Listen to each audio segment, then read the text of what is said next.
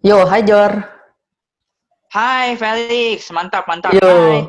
balik lagi ya. Ini kemarin gua gak ini nih, gua mikir mau nyambungkan. Jadi kayak because lo ada schedule juga, kira kita baru lanjut di sini ya. So, ngomongin dari Yes. perjalanan lu kemarin dari lu bully dari masa anak-anak gitu ya sampai akhirnya lu kelas 5 SD itu kan ibaratnya itu starting point of Jordi lah gitu kan sampai sekarang. Ya, Nah, sambil lu cerita ke iya. sana, gue mau nanya nih, pandangan lu as a businessman, as a apa ya, anak muda, generasi muda yang bergerak di bidang bisnis dan bergerak di bidang usaha. Itu menurut lu di situasi pandemi kayak gini, ekonomi kan misalnya gue juga ada fokus ada belajar tentang investasi itu kan sangat mempengaruhi kan, apalagi di dalam bisnis, di dalam ekonomi mempengaruhi. What's your perspective on that? Kayak apa sih pandangan lu dan mungkin tips lu dan cerita-cerita lu di dalam situasi kayak gini gimana sih? Oke. Mungkin buat orang yang dulunya bergerak di bisnis offline, misal let's say Hmm, lu punya toko atau lu ya, punya restoran gitu ya. hmm, Semenjak corona ini boleh dibilang memang omsetnya berantakan banget sih, Lex. Jadi kebetulan emang ya, deket tokonya nyokap gua ada satu warung soto yang kalau lagi nggak corona itu rame banget, Lex. Tapi hmm, semenjak corona, gue tanya dong sama orangnya, gimana semenjak corona omset? Dia bilang hmm. bisa turun sampai 90%. Mati nggak lu? Man, tapi maklum sih gue sembilan Jor. puluh persen. Iya kan, orang biasa duduk makan kayak aduh sekarang nggak mau gitu-gitu kan. Nah itu. Nah itu. Nah, tapi lu juga mesti ngelihat dari sisi gini. Kayak gue nih sekarang Hmm, semenjak lagi corona, kenapa why omset gue bisa naik? Karena dari 6-7 tahun yang lalu, gue sudah boleh dibilang melek internet. Gue sudah lebih dulu nah, saat internet di saat pesaing belum terlalu banyak. Sehingga hmm. boleh dibilang ya dalam kondisi gini hampir nggak ada perbedaan.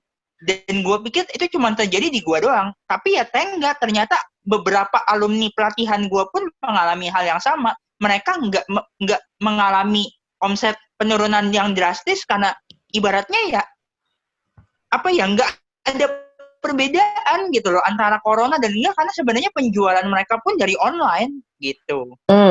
It's nice seeing that dimana kayak karena lu starting dimulai apa dengan online gitu. Sekarang pas semuanya diharuskan dengan online ya nggak ada perbedaan. Emang gue juga toh dari dulu online gitu kan, ibaratnya gitu. Ditambah lagi nih Alex, di zaman sekarang tuh menurut gua everything udah much much more easier. Ya Dulu bener. waktu gua pertama kali belajar digital marketing kelas 5 SD, Hmm, dulu ya, hmm, katakanlah mungkin sekitar 7 tahun yang lalu, hmm, orang kalau belajar digital marketing pasti yang diingat apa? SEO atau Search Engine Optimization-nya ya, ya, Google. ya, ya, bener, Katanya yang bener. paling keren itu. Hmm. Karena dulu di zaman itu Facebook belum ngetop, Instagram belum Oh, ngetop, Instagram lagi kan. TikTok apalagi belum Waduh, ada itu kan. mah.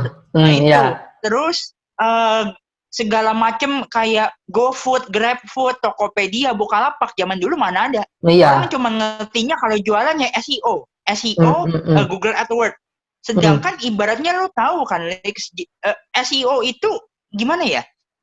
Susah-susah gampang. Kenapa gue bilang susah-susah gampang? Karena lebih banyak susahnya dibandingin gampangnya. Iya, iya. Sampai sekarang aja orang masih Kayak kayak ibarat kata gini, iya gimana? lu ibaratnya sekarang gini loh, kalau misalnya mainan SEO, hari ini lu setting website lu biar bisa ada di halaman satu Google. Hmm, hmm. Untuk bisa setting beginiannya aja, lu butuh waktu 1 minggu, 2 minggu. Lu ibaratnya Man. 2 minggu nih setting, lu butuh perjuangan yang capek banget ibaratnya lah. Nah, Hmm. udahnya lu nikmatin dong, lu nikmatin hasilnya, lu punya website bisa masuk ke halaman satu Google. Masalahnya adalah lu paling nikmatin cuma sekitar 3 minggu, 4 minggu. Udahannya algoritma Google berubah lagi dan lu mesti ganti lagi, man. Dan itu 2 minggu Nah, lagi. nah itu tuh. Makanya orang sekarang kan kalau jualan Itu kan udah zaman ada, dulu. oh iya udah difasilitasi sama Tokopedia, sama Bukalapak, gitu kan. Dan orang udah mulai orientasinya bikin udah pakai platform yang ada aja, platform yang kayak misalnya orang sekarang konten kreator ya udah YouTube aja gitu loh. Atau ya untuk jualan ya Tokopedia aja, Bukalapak aja instead of lu bikin toko lu sendiri, website lu sendiri gitu kalau yang baru merintis yang kayak reseller atau apa gitu kan. Karena kan orang zaman sekarang kayak gila belajar SEO zaman sekarang aja menurut gue ya untuk awam sendiri ya tuh dengar kata-kata SEO tuh udah kayak terkesan gila berat banget apaan gitu loh Padahal itu udah kayak lu aja udah lama banget kan. Emang berat. Iya, sampai sekarang aja masih lama, masih berat, masih bukan terkesan dulu. It's really really tough gitu loh. Sekarang aja masih berat. Apalagi zaman lu dulu kelas 5 SD beberapa tahun yang lalu itu kan. Tanpa semua bantuan itu lebih lagi dong, Jor. Cuman sekarang gini, Alex, makanya kayak contoh nih, gue sedikit ceritain salah satu alumni gue yang kebetulan usahanya di bidang kuliner ya. Dia ini punya usaha kuliner, gerak di bidang makanan asinan sama jualan peach gum. Oh. Ya, dia dari tahun lalu itu udah berhasil go online setelah gue mentoring, bahkan menjadi salah satu seller yang cukup bagus lah di GrabFood, di GoFood. Di saat lagi corona gini, omsetnya malah meledak karena orang nyari buah-buahan sehat, orang nyari peach gum, bahkan dia punya makanan sekarang itu udah jadi langganannya para artis dan penyanyi-penyanyi top di Indonesia. Mereka nggak minta endorse loh, mereka beli dan jadi langganan. Wih, keren dong. Tapi itu it's all about online intinya, bro. Iya, online digitalization, makanya gue bilang semua bisnis tuh berubah. Yang tadinya contohnya gini, misal kita ambil dari sisi ini deh yang paling viral kan, Nadiem Makarim kan Menteri Pendidikan Jor ya, kan dia bilang dia maunya guru merdeka belajar gitu kan, semua eksperimen gitu-gitu. Dulu orang kayak masih kayak ini gimana mau eksperimen apa, nggak mungkin lah, orang pasti harus tetap di kelas baru berfaedah pelajaran gitu. Tapi tiba-tiba bam dengan COVID, menurut gue misi yang dia mau buat malah makin terrealisasi cepat gitu loh. Yang orang bilang nggak bisa eksperimen digital, orang bilang gue nggak ngerti, aku gaptek. Ya terus sekarang gaptek nggak bisa keluar rumah lo kalau nggak bisa pesan dari online atau apa, mengadvancekan semua dan mendigitalization semua gitu loh, menurut gue sih. What I think gini, Felix, gaptek itu cuma sebetulnya kadang-kadang ada orang yang suka bilang, gue gaptek, gue nggak bisa memulai. Menurut gue, tipe orang yang seperti ini adalah orang yang kebanyakan reason. Sekarang lu, kalau kembali lagi flashback ke cerita gue dulu, gue punya masalah di penglihatan. Gue baru mengenal sama yang namanya handphone, itu paling baru kisaran 5-6 tahun belakangan ini. Di saat anak-anak lain udah kenal yang namanya gadget dari kecil, gue baru mulai mengenal gadget mungkin 5-6 tahun belakangan. Gue inget banget dulu, bahkan Felix, setiap kali pelajaran komputer di sekolah, nilai gue boleh dibilang salah satu yang selalu paling berantakan karena gue bener-bener nggak kelihatan, gue nggak bisa dan gue perlu dibantu gitu. Gue inget banget juga bahkan dulu setiap kali bikin project apapun lah di rumah, kalau misalnya gue main pakai komputer dan sebagainya, ada masalah sedikit itu gue bisa langsung panik, Rix, karena gue nggak tahu caranya. Asli bener-bener gue tuh gaptek total gitu loh. Kalau gue inget lagi kembali ke masa itu, lah ini padahal cuma tinggal klik ini doang gitu, tapi kok kayaknya gue tuh dulu bego amat gitu sampai nggak ngerti caranya. Nah tapi karena gue mau belajar, gue mau berkembang, ya puji Tuhan perlahan-lahan gaptek ini udah mulai menghilang, meskipun gue juga tidak berani mengakui bahwa gue adalah orang yang sangat-sangat mengerti all about digital. Gue pasti masih ada sisi gapteknya juga, karena kan gue termasuk orang baru ibaratnya. Tapi ya thank God, dibandingin yang lain gue di atas gitu loh, karena gue mau belajar. Berarti it's basically no reason untuk bilang lo gaptek lah ya. Kayak dari sisi kayak gini, orang yang bilang gaptek itu sebenarnya udah punya HP gitu. Kalau nggak udah punya HP dan dia nggak ada. Kalau kita compare lah directly ke lu, dia misal orang yang biasa-biasa aja dan dia udah punya HP dan pegang-pegang YouTube, tapi giliran suruh belajar, misal contoh belajar apa gitu digital, wah gue gaptek gini-gini. Padahal compare tuh lu tuh baru megang handphone baru, lu low vision yang lihat harus dekat banget gitu. Itu kayak kalau mau dibandingin tuh buktinya lu bisa gitu loh, kenapa nggak bisa gitu kan. Sama halnya misal contoh dengan YouTube. Nah itu. Contoh, iya kan? Contoh dengan YouTube, nanti gue mau bahas YouTube lebih detail, cuma gue buka sedikit dulu, misal gini. Orang kayak, gak mungkin lah lu mulai YouTube, gak mungkin, impossible. Kenapa gue bilang? Itu YouTube tuh butuh kamera bro, butuh kamera, butuh lighting men. Kayak di film-film tuh yang pakai payung-payung gede gitu. Butuh mic yang 2 juta, 10 juta, yang apa itu mic-nya yang mahal, yang ada lampu-lampu gitu-gitu kan. Kayak impossible. Kayak, tapi apakah itu bener-bener modal untuk jadi YouTuber harus kayak gitu? Enggak juga. Buktinya gue membangun dengan gue membangun dengan 2 channel. Sekarang 1 channel gue udah mau 1.000. Gue bentar lagi mau apply monetization dalam 6 bulan. Cuma pakai HP, pakai laptop, bisa kan gitu loh. Lu dengan keterbatasan lu bisa bukan wah udahlah gue low vision bye bye lah, tapi lu bisa jadi digital marketer, bisa mulai belajar di usia 5 SD. Lu mau bilang impossible, impossible mana gitu loh maksud gue. Jadi basically there's no reason Nah sih itu, sebenarnya. Iya, apalagi betul. dengan teknologi kan mempermudah semuanya lah. Iya, betul, betul, betul banget. Terus ngelihat perkembangan lu dari yang kelas 5 SD, Jor. Kayak Mm-mm. sekarang pandangan lu soal bisnis itu kan tadi lu udah jawab ya dari sisi digitalization, jadi udah berkembang gitu. Yes. Nah mungkin gue mau bahas dulu dari sisi digital marketing. Apa sih sebenarnya, nggak usah yang ribet-ribet kayak yang general dulu. Kayak apa sih sebenarnya yang lu belajar selama digital marketing dari kelas 5 SD, lu belajar sama siapa aja gitu sampai akhirnya lu bisa lo overcome orang yang pandemic ekonomi, wah gimana lu bisa menghadapi itu, bahkan lu bisa cuan beberapa kali lipat gitu loh. Itu gimana sih starting from lu Oke. kelas 5 SD sampai sekarang? Awalnya dulu gue pertama kali, ya tadi gue bilang sama lu, gue pertama kali ikutan seminar itu tentang SEO untuk digital marketing. But I feel kayaknya kok ilmunya ini susah-susah gampang buat dipraktekin kan. Ya. Nah akhirnya waktu itu dulu di zaman itu tuh lagi ngetren banget Lex yang namanya Twitter. Ya. Lagi ngetren banget yang namanya Twitter, dan lagi ngetren banget dulu yang namanya Blogspot kalau masih ingat. Iya. Ingat ya? Iya. Nah, dulu mainan gue tuh gini, bro.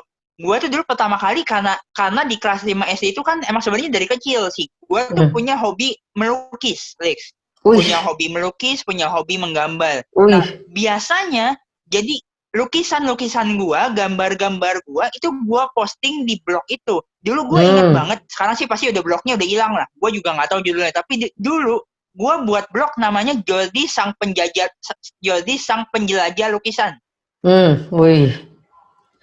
Gue tuh dulu sering upload di blog, upload di Twitter gue tentang apa namanya gambar-gambar gue. Bahkan dulu gue di Twitter sempat bikin satu akun yang ibaratnya tuh cuman buat ngomongin, ngasih motivasi buat sesama anak-anak low vision dulu. Oh iya. Dan itu gila sih bro, dalam waktu 1 bulan kali, dari gue yang bener-bener bukan apa-apa, I can get sekitar 2.000-3.000 followers waktu itu. Itu banyak loh. Sebulan. Dan waktu itu followersnya itu banyak banget orang-orang bule. Akhirnya dari situ gue juga bisa mendengar keluh kesahnya mereka. What kind of problem sih yang mereka alami? Gue bisa saling curhat sesama low vision, dan semuanya itu mostly orang bule. Gue jadi tahu nih, gue jadi belajar dari mereka. Oh, vitamin apa sih yang biasanya bagus buat low vision? Alat bantu seperti apa sih? Treatment seperti apa sih? Ibaratnya dengan gue hanya cuman modal cuap-cuap di nge-tweet doang di Twitter, gue bisa dapat banyak network baru dari seluruh dunia. And menurut gue di masa itu gue ngerasa, oh, I feel so lucky, keren banget gue.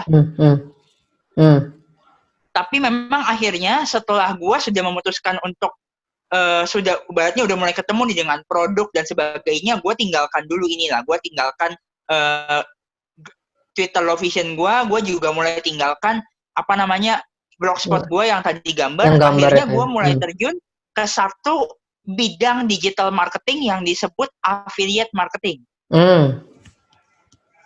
Nah, simply gini, mungkin banyak yang nanya affiliate marketing itu apa sih? Affiliate marketing itu sebenarnya maklar. Lu punya produk, gue bantuin jualin, gue minta komisi dari lu. Cuman bedanya apa sih dengan reseller? Apa sih bedanya dengan dropship? Reseller sama dropship itu kan ibaratnya lu masih capek bro. Lu masih harus packaging barang, lu harus nyetok barang. Belum lagi kalau lu dikomplain, lu harus, wah pokoknya macem-macem lah. Ya kan? Tapi kalau affiliate itu sistemnya pakai link. Jadi ibaratnya contoh nih, misalnya gue jualin produknya si A.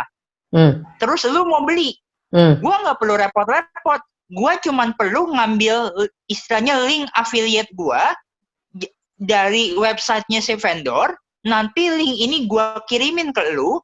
Kalau lu beli dari link gue dan lu bayar di situ, otomatis gue langsung dapat komisi. Jadi kasarnya adalah affiliate marketing ini sebenarnya gue cuman ngedrive traffic untuk datang ke websitenya vendor. Tapi nanti ibaratnya yang bagian presentasi produknya, bagian closingin produknya, semua landing page-nya atau website-nya yang berbicara. Jadi ibaratnya vendor yang mempresentasikan. Tugas kita ya benar-benar tinggal drive traffic dan menikmati komisi aja. Ketika orang press that link gitu kan, gue juga kan udah tahu lama dari lu ya waktu itu ya. Jadi, bro gini, udah gitu pas gue oke gitu. Nah, pas gue pencet oke dan gue transaksi di sana, gue beli melalui link lu, ya lu mendapatkan komisi gitu kan. Itu kan Betul. basic thing supply yang kayak gitu tuh di ini kayak lo tau gak sih kalau di investasi misalnya sign in pakai account gue terus nanti lu dapat reward sekian. Itu sebenarnya polanya kayak begitu Yes. dong. Iya kan? Yang kayak gitu. lu apa istilahnya bukan reward aduh apa sih pokoknya di Komisi lah. ya komisi atau apa gitu gue lupa istilahnya. Jadi kalau Cashback ya, dapat cashback, ya potongan semacam cashback gitu. atau lu dapat duit lah gitu kan, dapat duit dengan orang daftar pakai link lu gitu kan, banyak kan kayak akun Tokopedia sekarang juga memperlakukan kayak gitu kan sistemnya. Betul. Nah, cuman Rix, di zaman dulu kita bicaranya 5-6 tahun yang lalu, sistem affiliate ini sebenarnya ada plus dan minusnya sih. Plusnya adalah belum banyak vendor di Indonesia, belum banyak pemainnya di Indonesia. Sistem affiliate tuh kalau zaman dulu mungkin masih kesannya kayaknya baru lah di Indonesia. Di luar negeri memang sudah dari zaman dulu. Amazon sudah lakukan itu, ClickBank sudah lakukan itu, tapi di Indonesia masih terbilang baru. Nah, jadi sisi plusnya memang kompetitor lebih sedikit. Nah, cuman sisi minusnya adalah affiliate di zaman dulu itu variasi produknya masih sangat sedikit, Lex. Kalau lu lihat sekarang mungkin kayak Blibli atau Tokopedia, Bukalapak, mereka menjanjikan affiliate, mereka memiliki sistem affiliate dan produk yang mereka jual itu produk fisik, betul nggak? Iya. Kayak baju, sepatu, bahkan mungkin ya headset dan sebagainya. Tapi di zaman dulu kalau orang sudah mendengar kata affiliate, yang mereka pikirkan adalah digital product. Nah, iya benar. Mungkin kalau lu masih bingung ya, digital product itu simply gini, Lex. Kayak lu jualan e-book, atau lu jualan e-course, lu jualan software, lu jualan grafik. Jadi misal contoh lu yang jadi vendornya, lu yang ngajar, lu bikin e-course, gua jualin gitu loh. Dulu gue mainan di kayak gini ya, Lex, dan sebenarnya kalau bicara income sih dulu udah puji Tuhan banget, Lex. Bahkan di usia gue yang masih waktu itu 15 tahun, gue udah berhasil beli emas batangan 100 gram. Waktu itu seharga 100 juta. Kalau nggak salah sekitar 100 juta. Lumayan. Gila. Di usia 15 tahun. 15 tahun loh. Dan itu hasil murni dari affiliate marketing. Gue nggak bener-bener jualan produk digital dari yang semula gue nggak pernah punya knowledge apapun tentang produknya, tapi karena rasa kemauan yang tinggi, akhirnya gue berhasil bahkan beberapa kali menjuarai kontes-kontes affiliate marketing juga. Salah satunya gue pernah masuk ke top 10 affiliate marketer terbaik di sebuah marketplace selama 3 bulan berturut-turut. Wih, keren loh. Itu umur 15 ya? Wow. 15 tahun. Wow. Bahkan dulu, Lex, di zaman dulu, gue inget banget karena gue semangat banget jualan affiliate. Lu pernah bayangin gak, Lex? Ada lo di zaman dulu satu buku marketing. Ini padahal hanya buku marketing biasa. Harganya itu bisa sampai 1 juta, Lex. Tapi dulu, gue tuh ngejual itu buku udah kayak air. Gila. 1 juta, men. Udah kayak air. Nah, itu sebenarnya menunjukkan kalau asal lu ada kemauan, lu ada niat, bahkan ya lu tetap bisa closing banyak. Yang momen sebenarnya yang paling membahagiakan, gue inget banget, gue lupa pas lagi Imlek tahun berapa ya, Chinese New Year tahun berapa, hari itu gue pas lagi hari Imlek, gue closing banyak. Jadi ibaratnya ampaunya dapet, tapi duit gue dari jualan buku itu lebih gede, men. Mantep double tuh. Orang hari gajian dari ampau, lu gak perlu nunggu hari gajian dibandingin ampau yang gue dapet. Nah itu gokil. So basically cuman dari memang akhirnya, ya gimana? Gimana? Cuman memang akhirnya gue sempet sebentar lah stop dulu dari affiliate marketing karena gue berpikir gini, gue mau dong tetap bisa, gue nggak mau hidup gue selamanya sebagai seorang maklar atau affiliate marketer. Gue juga mau naik kelas, ya dong. Akhirnya gue berhasil untuk membuat produk. Gue berpikir nih, kalau selama ini gue jadi affiliate, sekarang it's time for me to make my own product. Nah, Ya. akhirnya di usia 15 tahun itu, gue berhasil merilis e-book pertama gue yang berjudul Kitab Suci Internet Marketing yang sampai hari ini penjualannya udah ratusan eksemplar. Wih. Lumayan kan? Men. Lumayan kan? Untuk anak umur 15 tahun loh, Kitab Suci Internet Marketing. Nah, karena Wow. dulu gue udah ngerasa enak juga jadi product creator. Hmm. Akhirnya disitulah gue bikin lagi satu membership yang berbayar namanya Gila Membership. Dulu Felix pernah gabung kan? Iya, gue tahu. Nah, itu gue tahu tuh. Iya, terus. Nah itu. Nah akhirnya ya udah perjalanan gue sampai di sana. Cuman memang waktu itu gue belum aktif menjadi seorang pembicara, Felix, karena gue waktu itu masih ada rasa malu lah untuk bisa tampil depan banyak orang. Gue belum sepede sekarang, kalau boleh jujur. Nah akhirnya di usia 16 tahun baru gue memutuskan untuk belajar digital marketing. Belajar public speaking ke salah satu mentor waktu itu. Aku sebut aja nggak apa-apa ya. Iya. Aku belajar public speaking dari Pak Ongki Hoyanto selama 4 hari waktu itu, sehingga aku jadi lebih pede lah untuk tampil depan banyak orang. Dan semenjak saat itu ya gue udah mulai aktif untuk ngajar, Lex. Bahkan gue inget di usia gue yang waktu itu masih 16 tahun, gue berhasil dikasih kesempatan untuk bicara ngisi seminar di depan 1.500 orang. Damn, that's really amazing. 16 years old, man. Waktu itu di usia 16 tahun gue dapat kesempatan juga buat bicara di tengah-tengah Mall Central Park. Wih, itu pressure sih, Jor. Mall CP loh. Pressure loh, tengah-tengah ngomong didengar tuh langsung. Gugup, grogi, salah ngomong gitu gimana. Wah, itu pressure bukan main itu. 16 tahun lagi. Nah, cuman ya disitulah bahkan ya Lex, di situ gue pernah ngerasain setelah acara suara gue serak karena gue ada rasa gugup. Gue rasa gugup. Nah cuman memang dari situ akhirnya gue evaluasi diri, gue belajar lagi, gue perdalam lagi ilmu public speaking. Bahkan sekitar 2 tahun yang lalu di umur 17 tahun gue belajar lagi ilmu stand up comedy. Wih. Biar isi training gue tuh lebih cespreng gitu loh, lebih mantap, biar lebih seru, lebih wah pokoknya lebih heboh lah. Dan puji Tuhan ya di umur 17 tahun itu akhirnya semua impian-impian gue untuk bisa tampil satu panggung dengan seorang Mary Riana, dengan Pak Tung Desa Muaringin, dengan mentor-mentor hebat lainnya, semua udah berhasil gue raih, Lex. Gila. That's it. Gila sih.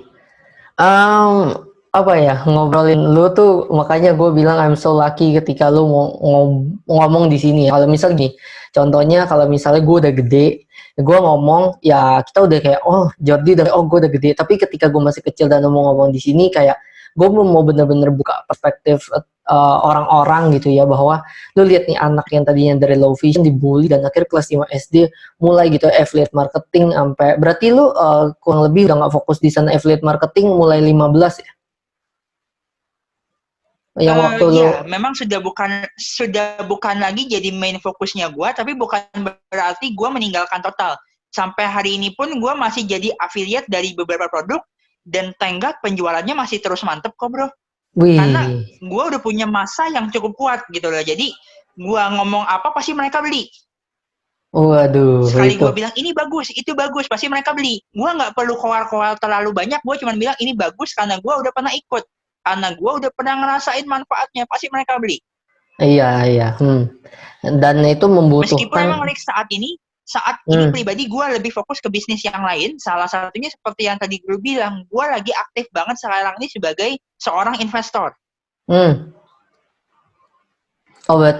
Berarti basically dari kelas 5 SD lu memulai semuanya dari affiliate marketing lah ya, digital marketing, affiliate marketer. Betul. Gitu ya, dan sampai sekarang itu masih lu jalani tapi bukan jadi yang utama lagi gitu kan, dan lu udah fokus ke bisnis lu, fokus untuk jadi pembicara, fokus untuk membuat produk-produk gitu kan, lu ada buat buku juga nggak sih kalau gue nggak salah, atau jadi penulis deh kalau nggak salah kan, itu juga jadi fokus juga. Dan keren sih, yang gue mau bilang dari lu, dan lu meng-advance diri lu, meng-level up diri lu tuh gila-gilaan. Dan gue tahu sih dari dulu kita ketemu pertama kali kan gue ikutin terus ya, dari sosial media gue liat lu seminar ini, seminar itu, seminar ini, seminar itu, dan terakhir lu bilang lu stand up comedy itu keren sih, karena di balik stand up comedy aja itu membutuhkan banyak banget dari sisi public speaking udah pasti. Dia harus mempelajari dari sisi psikologi orang, gimana cara memainkan emosi, gimana caranya lu Nah, stand itu. up bisa lucu, tapi ketika lu stand up ke gua gitu, lu merasa wah ini lucu banget nih, Felix pasti ketawa. Tapi apakah gua ketawa? Lu harus memahami respons itu, joke-joke yang lu keluarin, gimana Nah, caranya itu. ini bisa jadi punchline, gimana ini bridge menuju punchline, after punchline gue mau masukin punchline di mana. Nah kayak gitu-gitu itu kan harus dipelajarin dan harus dimengerti kan. Dan makanya pas gue, Betul. wah si Jordi kepikiran dari sisi stand up comedy, itu advancement dari public speaking yang serius-serius ya ke situ gitu. Dan track lu udah bener sih gitu. Maybe gue mau ngebahas untuk yang sekarang nih gitu, karena kita kan udah ngobrolin panjang lebar, lu udah menggeluti dunia bisnis digital dan lain sebagainya. Di tengah pandemi gini lu bisa dapat omset yang sebegitu besarnya, selain dari faktor digital, apakah ada dari bisnis lu yang lain, dan sebenarnya gimana sih tips ala lu buat bikin bisnis?